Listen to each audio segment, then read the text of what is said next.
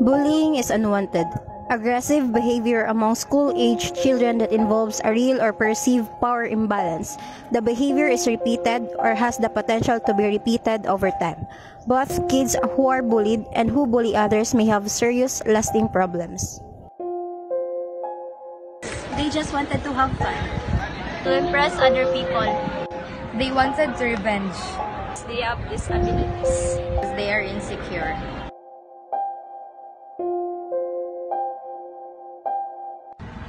Naka-experience na ba ka i-bully or ikaw ang gabully?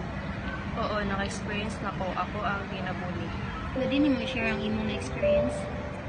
Oo, panang ila kong gapantsawan, gawaton nila kung unsa kong gabuhaton, then napatawan ko nila.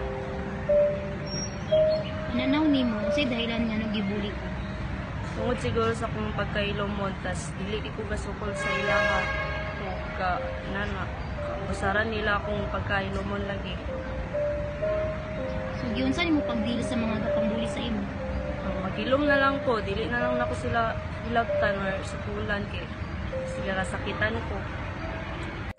Naka-experience na ba ka i-bully or ikaw ang gabully? Ako ang gapambuli. Pwede mo i-share ang imong na-experience sa pagpambully nimo?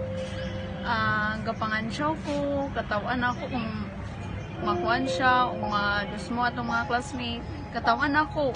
Then, gapanglibak, kilabdaan ako siya, then, binuangan.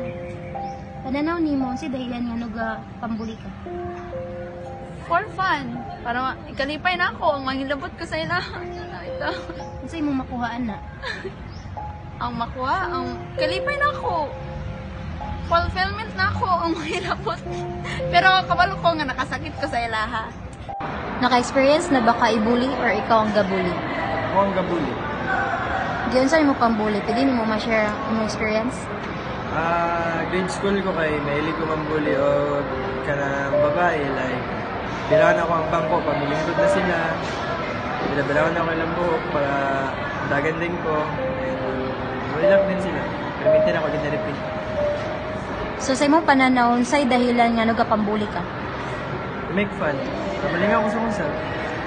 Ano may kalingawan? So unsay mo makuha na?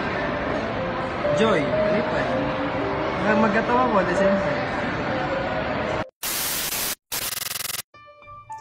Bullying is wrong. It's never okay. It's never cool. It never makes you look good by doing it. You always have a choice. Be the person that is smart enough and confident enough to be friends with everyone you meet. By doing so, you're sending the message that you're self-assured enough not to care what others may think. We that hope you learned something from this video, and we hope you take it seriously. This is an issue that's been costing lives. As students, we can change that. Be the change that you want to see in the world.